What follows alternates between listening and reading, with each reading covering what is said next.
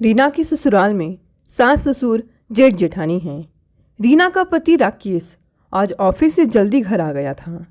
रीना और राकेश शाम को अपने अपने कमरे में बैठे बातें कर रहे थे कि किसी के ज़ोर ज़ोर से चीखने की आवाज़ आ गई। दरअसल उस शाम को रीना की जेठानी रूबी ने अपने पति रमन के साथ ज़बरदस्त झगड़ा किया। उनके बीच गाली गलौज भी हुई। तुम छाया के साथ अपने संबंध फौरन तोड़ लो, नहीं तो मैं अपनी जान दे दूंगी या तुम्हारा खून कर दूंगी। रूबी की इस धमकी को घर के सभी सदस्यों ने बार बार सुना। रीना को इस घर में दुल्हन बनकर आए अभी 3 महीने ही हुए थे। ऐसे हंगामों से घबराकर वह कांपने लगी। उसके पति राकेश और सास ससुर ने रमन व रूबी का झगड़ा खत्म कराने का बहुत प्रयास किया, पर वे असफल रहे। मुझे इस गलत इंसान के साथ बांधने के तुम सभी दोषी हो। रूबी ने उन तीनों को भी झगड़े में लपेटा। जब इनकी ज़िंदगी में वह चुड़ैल मौजूद थी तो मुझे ब्याह कर क्यों लाए? क्यों अंधेरे में रखा मुझे और मेरे घर वालों को? अपनी मौत के लिए मैं तुम सबको भी जिम्मेदार ठहराऊंगी। यह कान खोलकर सुन लो। रूबी के इस आखिरी वाक्य ने रीना के पैरों तले जमीन खिसका दी।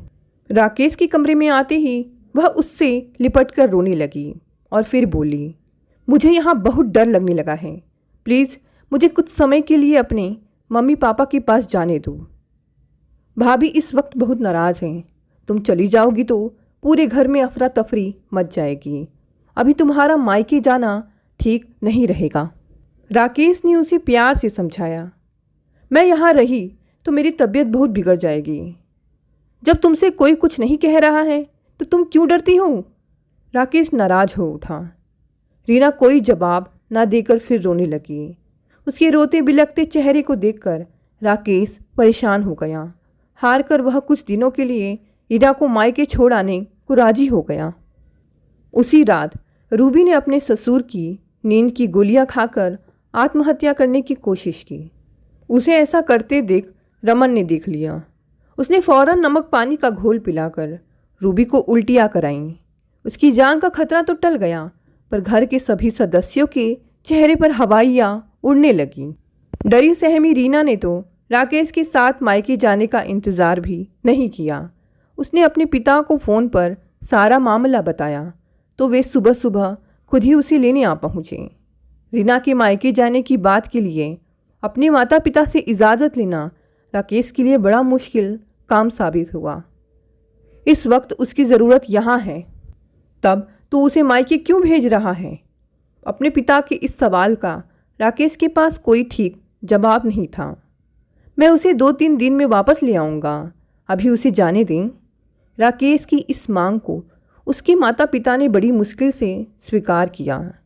रीना को विदा करते वक्त राकेश तनाव में था, लेकिन उसकी भावनाओं की फिक्र ना रीना ने की ना ही उसके पिता ने। रीना के पिता तो गुस्से में थे। किसी से भी ठीक तरह से बोले बिना वे अपनी बेटी को लेकर चले गए। उनके मनोभावों का पता राकेश को 3 दिन बाद पता चला, जब वह रीना को वापस लाने के लिए अपनी ससुराल पहुंचा। रीना की मां मेनका ने राकेश से कहा, हमने बहुत लाड प्यार से पाला था अपनी रीना को, इसलिए तुम्हारे घर के खराब माहौल ने उसे डरा दिया। रीना के पिता अमर तो एकदम गुस्से से फट पड़े। अरे, मारपीट गाली गलौज करना सभ्य आदमियों की निशानी नहीं। तुम्हारे घर में ना आपसी प्रेम है ना इज्जत। मेरी गुड़िया तो डर के मारे मर जाएगी वहाँ। पापा, रीना को मेरे घर के सभी लोग बहुत प्यार करते हैं। उसे डरने घबराने की कोई ज़रूरत नहीं है। राकेश ने दबे स्वर में अपनी बात कही। यह कैसा प्यार है तुम्हारी भाभी का, जो कल को तुम्हारे व मेरी बेटी के हाथों में हथकड़ियाँ पहनवा देगा? पापा, गुस्से में इंसान बहुत कुछ कह देता है और कर जाता है। रूबी भाभी को भी रीना बहुत पसंद करती है। वे इसका बुरा कभी नहीं चाहेंगी। देखो राकेश, जो इंसान आत्महत्या करने की नासमझी कर सकता है, उससे संतुलित व्यवहार की हम कैसे उम्मीद करें? पापा, हम सब मिलकर भैया भाभी को प्यार से समझाएंगे। हमारे प्रयासों से समस्या जल्द ही हल हो जाएगी। मुझे ऐसा नहीं लगता। मैं नहीं चाहता कि मेरी बेटी की खुशियाँ तुम्हारे भैया भाभी के कभी समझदार बनने की उम्मीद पर आश्रित रहे।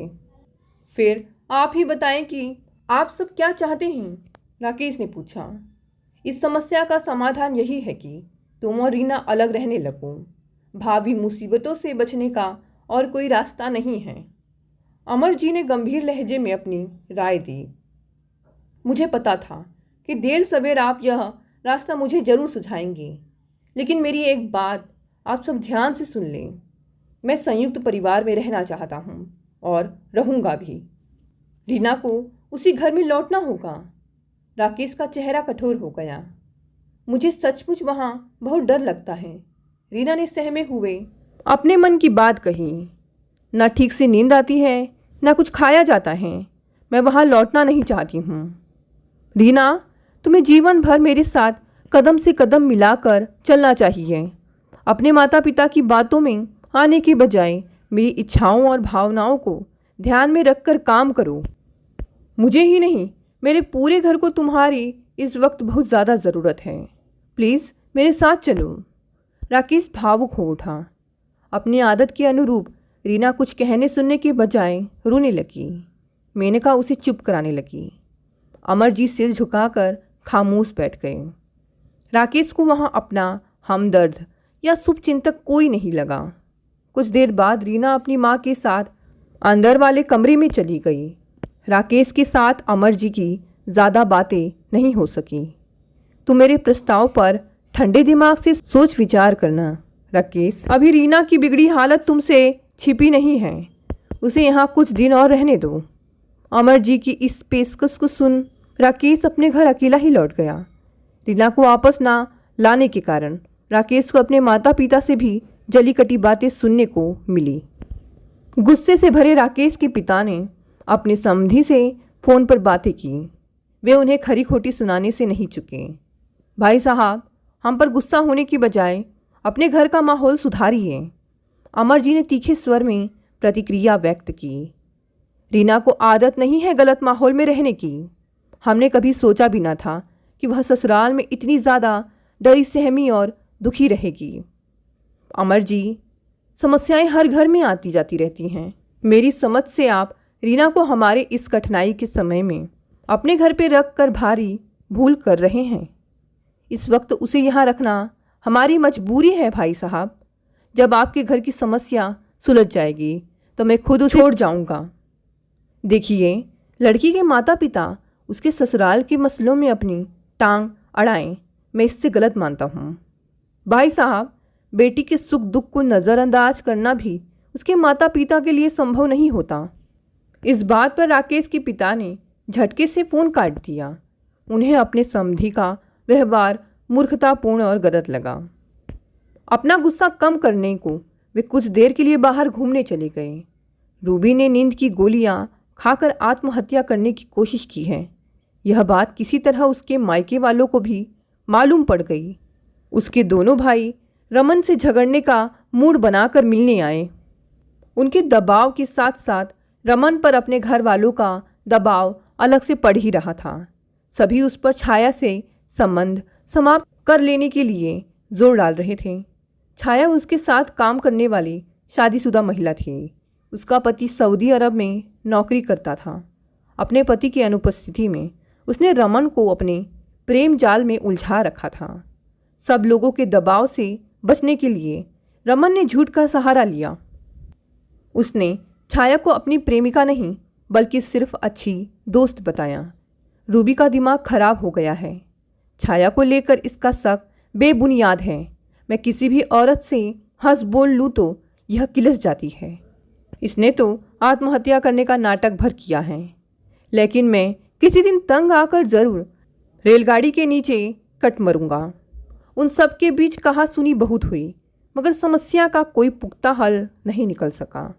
राकेश की नाराज़गी के चलते रीना ही उसे रोज़ फ़ोन करती। बातें करते हुए उसे अपने पति की आवाज़ में खिंचाव और तनाव साफ महसूस होता।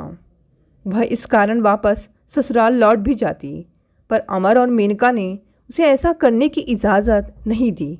वहाँ के संयुक्त परिवार में तुम कभी पनप नहीं पाओगी रीना, अमर जी ने उसे समझाया। अपने भैया भाभी के झगड़ों व तुम्हारे यहाँ रहने से परेशान होकर राकेश जरूर अलग रहने का फैसला कर लेगा। तेरे पास पैसा अपनी गृहस्थी अलग बसा लेने के बाद ही जुड़ सकेगा। बेटी, मेनका ने भी अपनी आप बीती सुनाकर रीना को समझाया कि इस वक्त उसका ससुराल में न लौटना ही उसके भावी हित में है।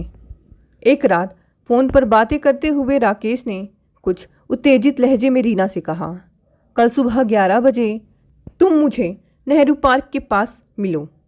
हम दोनों छाया से मिलने चलेंगे। हम उस औरत से मिलने जाएंगे। पर क्यों? रीना चौंकी।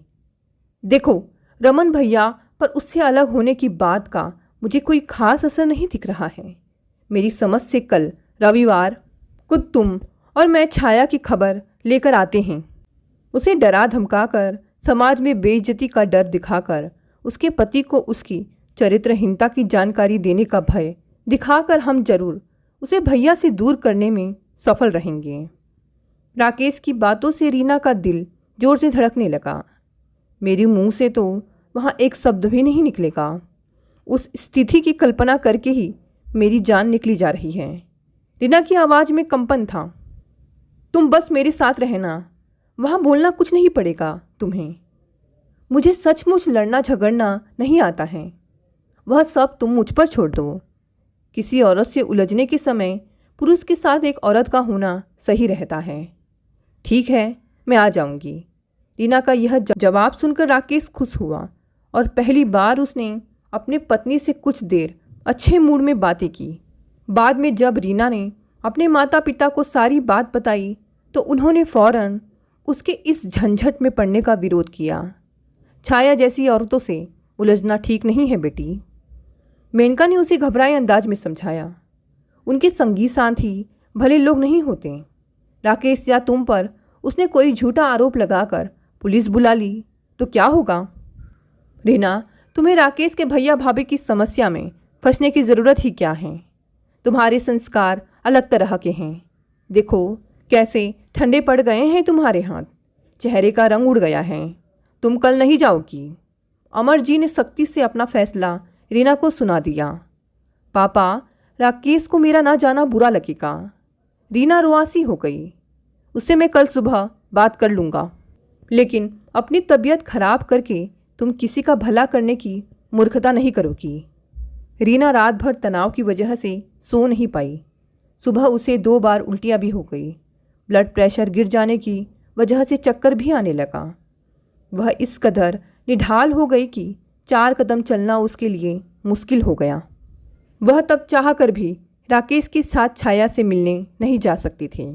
अमर जी ने सुबह फ़ोन करके रीना की बिगड़ी तबीयत की जानकारी राकेश को दे दी। राकेश को उनके कहे पर विश्वास नहीं हुआ। उसने रूखे लहजे में उनसे इतना ही कहा, जरा सी समस्या का सामना करने पर जिस लड़की के हाथ पैर फूल जाएं और जो मुकाबला करने के बजाय भाग खड़ा होना बेहतर समझे, मेरे ख्याल से उसकी शादी ही उसके माता पिता को नहीं करनी चाहिए। अमर जी कुछ तीखी प्रतिक्रिया व्यक्त करना जरूर चाहते थे, पर उन्हें शब्द नहीं मिले। वे कुछ और कह पाते उससे पहले ही राकेश ने फ़ोन काट दिया। उस दिन के बाद से राकेश और रीना के संबंधों में दरार पड़ गई। फ़ोन पर भी दोनों अजनबियों की तरह ही बातें करते। राकेश ने फिर कई दिनों तक जब रीना से लौट आने की जिक्र की बात नहीं छेड़ी तो वह और उसके माता पिता बेचैन हो गए। हार कर रीना ही इस विषय पर एक रात फ़ोन पर चर्चा छेड़ी।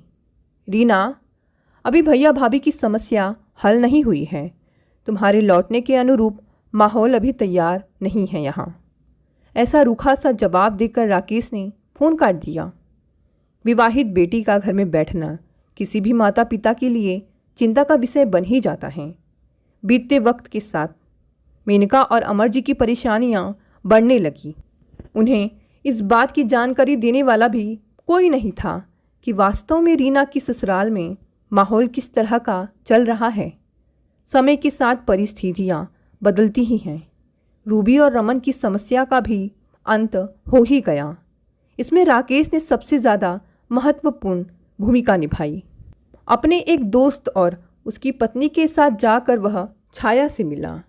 फिर उसके पति से टेलीफोन पर बात करके उसे भी छाया के प्रति भड़का दिया।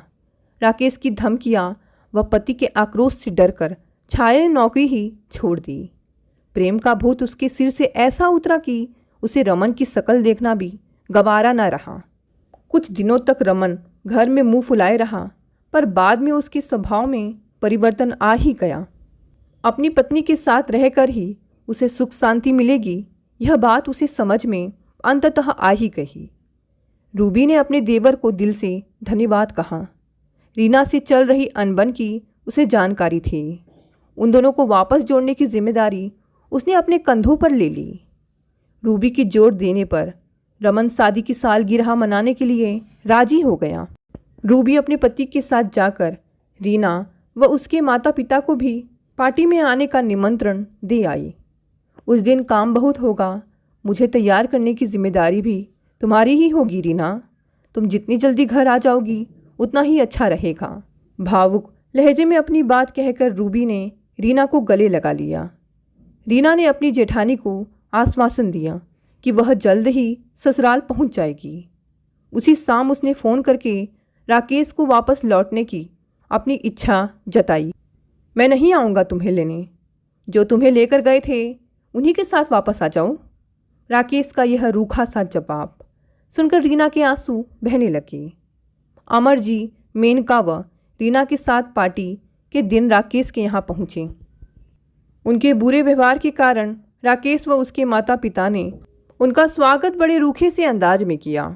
ससुराल के जाने पहचाने घर में रीना ने खुद को दूर के मेहमान जैसा अनुभव किया। मुख्य मेजबानों में से एक होने के बजाय उसने अपने आप को सबसे कटा कटा सा महसूस किया। रूबी ने रीना को गले लगाकर जब कुछ समय जल्दी ना आने की शिकायत की तो रीना की आंखों में आंसू भर आए।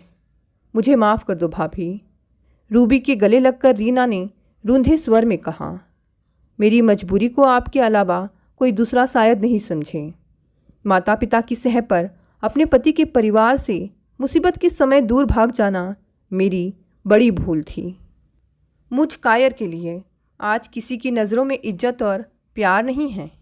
अपने माता पिता पर मुझे गुस्सा है और अपने डरपोक व बचकाने व्यवहार के लिए बड़ी शर्मिंदगी महसूस हो रही है। तुम रोना बंद करो रीना, रूबी ने प्यार से उसकी पीठ थपथपाई।